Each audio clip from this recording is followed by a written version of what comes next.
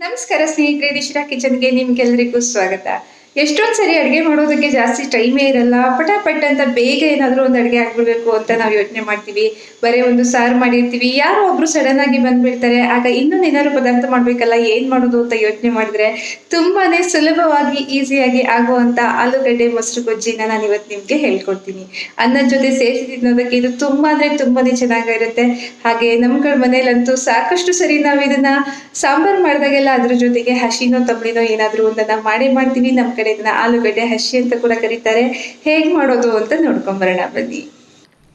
ಆಲೂಗಡ್ಡೆ ಮೊಸರು ಗೊಜ್ಜಿ ಮಾಡೋದಕ್ಕೆ ನಾನಿಲ್ಲಿ 2 ಮೀಡಿಯಂ ಗಾತ್ರದ ಆಲೂಗಡ್ಡೆನ ಚೆನ್ನಾಗಿ ತೊಳೆದು ಸ್ವಲ್ಪ ಉಪ್ಪು ಸೇರಿಸಿ ಅದನ್ನು ಚೆನ್ನಾಗಿ ಬೇಯಿಸಿಬಿಟ್ಟು ಸಿಪ್ಪೆ ತೆಗೆದು ರೆಡಿಯಾಗಿ ಇಟ್ಕೊಂಡಿದ್ದೀನಿ. ಈಗ ಇದನ್ನು ಹಾಗೆ ಒಂದು ಸ್ವಲ್ಪ ಚಿಕ್ಕದಾಗಿ ಸ್ಮ್ಯಾಶ್ ಮಾಡ್ಕೊಳ್ತೀನಿ. ಸ್ವಲ್ಪ ಬಾಯಿಗೆ ಹೋಳುಗಳು ಸಿಗೋ ಹಾಗೇ ಇರಲಿ. ಒಂದು ಮೀಡಿಯಂ ಗಾತ್ರದ ಈರುಳ್ಳಿನ ಸಣ್ಣದಾಗಿ ಹೆಚ್ಚಿಟ್ಕೊಂಡಿದ್ದೀನಿ. ಇಲ್ಲಿ ಆಲೂಗಡ್ಡೆ ಕೂಡ ಬೇಯಿಸಾಗಿದೆ, ಮತ್ತೆ ಬೇಯಿಸೋ ಅಗತ್ಯ ಇಲ್ಲ ಏನನ್ನು ಕೂಡ. ಇದೇನಿದೆ ಅಡುಗೆ ಏನಿದೆ ಪೂರ್ತಿ ಹಸಿಯಾಗಿಯೇ ಇರೋದ್ರಿಂದ ಇದನ್ನು ಆಲೂಗಡ್ಡೆ ಹಸಿ ಅಂತ ಕೂಡ ಕರೀತಾರೆ. ಹಾಗೆಯೇ ಹೆಚ್ಚಿರೋ ಈರುಳ್ಳಿನ ನಾನು ಅದಕ್ಕೆ ಸೇರಿಸ್ತಾ ಇದ್ದೀನಿ. ನೆಕ್ಸ್ಟ್ ಇದಕ್ಕೆ ನಾವು ತೆಂಗಿನಕಾಯಿ ತುರಿ ಏನಿದೆ, ಹಸಿ ತೆಂಗಿನಕಾಯಿ ತುರಿನ ಸ್ವಲ್ಪ ಅದ್ರ ಜೊತೆಗೆ ಒಂದು ಅರ್ಧದಷ್ಟು ಮೆಣಸನ್ನು ಕೂಡ ಸೇರಿಸ್ಕೊಂಡು, ಒಂದು 1/4 ಭಾಗಕ್ಕಿಂತ ಇನ್ನೂ ಕಡಿಮೆ ತೆಂಗಿನಕಾಯಿ ತೊಗೊಂಡಿದ್ದೀನಿ ಅಂತ ಅನ್ಬೋದು.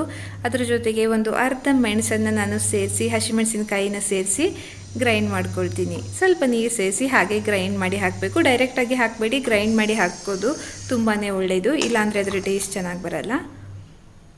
ಅದನ್ನ ಮಿಕ್ಸಿ ಮಾಡಿ ಅದ್ರ ಜೊತೆಗೆ ಹಾಗೆಯೇ ಡೈರೆಕ್ಟಾಗಿ ಸೇರಿಸ್ತಾ ಇದ್ದೀನಿ. ಇದು ತುಂಬಾ ಸುಲಭ, ಏನು ಕೂಡ ಬಿಸಿ ಮಾಡೋದಿಲ್ಲ, ಏನಿಲ್ಲ. ಹಾಗೆಯೇ ಎಲ್ಲ ಹಸಿಯಾಗಿಯೇ ಸೇರಿಸ್ತಾ ಹೋಗಿದ್ರೆ ಆಯಿತು. ಕೊನೆಯಲ್ಲಿ ಮಿಕ್ಸ್ ಮಾಡಿದರೆ ಆಯಿತು. ಮಿಕ್ಸಿ ಜಾರ್ಗೆ ಸ್ವಲ್ಪ ನೀರನ್ನು ಸೇರಿಸಿ ಅದನ್ನು ಕೂಡ ನಾನು ಇದಕ್ಕೆ ಹಾಕ್ತಾ ಇದ್ದೀನಿ. ಹಾಗೆ ಇದಕ್ಕೆ ಹುಳಿಗೆ ಅಂತ ನಾವು ಹಾಕ್ತಾ ಇರೋದು ಜಸ್ಟ್ 1 ಸೌಟಷ್ಟು ಮೊಸರು ಇದಕ್ಕೆ ಒಂದು ಸ್ಪೆಷಲ್ ಟೇಸ್ಟನ್ನು ಕೊಡುತ್ತೆ. ಸ್ವಲ್ಪ ಹುಳಿ ಅಂಶ ಆ್ಯಡ್ ಆಗೋದಕ್ಕೆ ಅಂತ ಇದಕ್ಕೆ ಮೊಸರನ್ನು ಬಳಸ್ತೀವಿ.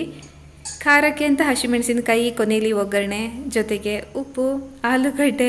ಸೂಪರ್ ಕಾಂಬಿನೇಷನ್ನು, ಕೇಳೋದು ಬೇಡ, ಅಷ್ಟು ರುಚಿಯಾಗಿರುತ್ತೆ.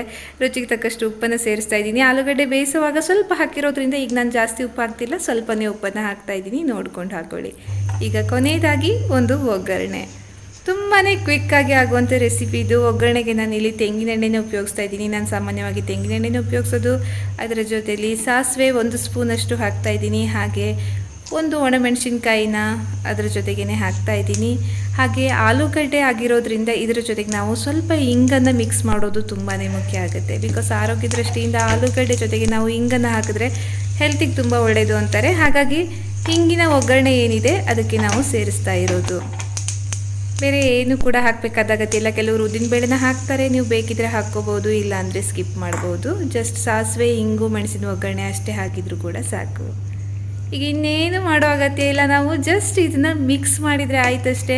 ಕುದಿಸೋದು ಇಲ್ಲ, ಏನೂ ಇಲ್ಲ, ಹಾಗೆಯೇ ಹಸಿಯಾಗಿ ನಾವು ಇದನ್ನು ಸರ್ವ್ ಮಾಡೋದು. ಅದಕ್ಕೋಸ್ಕರನೇ ಇದನ್ನು ಆಲೂಗಡ್ಡೆ ಹಸಿ ಅಂತಲೂ ಕರೀತಾರೆ, ಹಾಗೆ ಆಲೂಗಡ್ಡೆ ಮೊಸರು ಗೊಜ್ಜಿ ಅಂತಲೂ ಕರೀತಾರೆ. ನೀವು ಏನು ಬೇಕಿದ್ರೂ ಕೂಡ ಇದನ್ನ ಕರಿಬೋದು. ಬಟ್ ತುಂಬಾ ಟೇಸ್ಟಿಯಾಗಿರುತ್ತೆ. ಎಷ್ಟು ಚೆನ್ನಾಗಾಗತ್ತೆ ನೋಡಿ, ಹಾಗೆ ಬೇಗ ಕೂಡ ಆಗುತ್ತೆ. ಅನ್ನದ ಜೊತೆಗೆ ಸರ್ವ್ ಮಾಡೋದಕ್ಕೆ ಇದು ತುಂಬಾ ರುಚಿಯಾಗಿರುತ್ತೆ.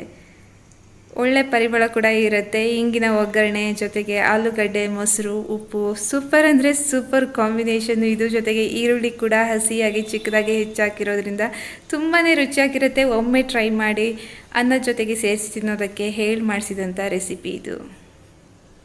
ನೋಡಿದಲ್ವಾ ಎಷ್ಟು ಸುಲಭವಾಗಿ ಆಗತ್ತೆ ಇದು ಅಂತ. ಖಂಡಿತವಾಗಿ ಕೂಡ ಒಮ್ಮೆ ಟ್ರೈ ಮಾಡ್ತೀರಾ ಅಂತ ಅನ್ಕೊಳ್ತೀನಿ. ಹಾಗೆ ಈ ವಿಡಿಯೋನು ಕೂಡ ಇಷ್ಟ ಆಗಿದ್ರೆ ಒಂದು ಲೈಕ್ ಮಾಡಿ, ಶೇರ್ ಮಾಡಿ, ಹೊಸಬರಾಗಿದ್ರೆ ಸಬ್ಸ್ಕ್ರೈಬ್ ಮಾಡಿ, ಪಕ್ಕದಲ್ಲಿರೋ ಬೆಲ್ ಬಟನ್ ಕೂಡ ಒತ್ತೋದನ್ನ ಮರಿಬೇಡಿ. ಸೊ ಸಿಗೋಣ ಮುಂದಿನ ವಿಡಿಯೋದಲ್ಲಿ. ಅಲ್ಲಿವರೆಗೆ ಧನ್ಯವಾದ.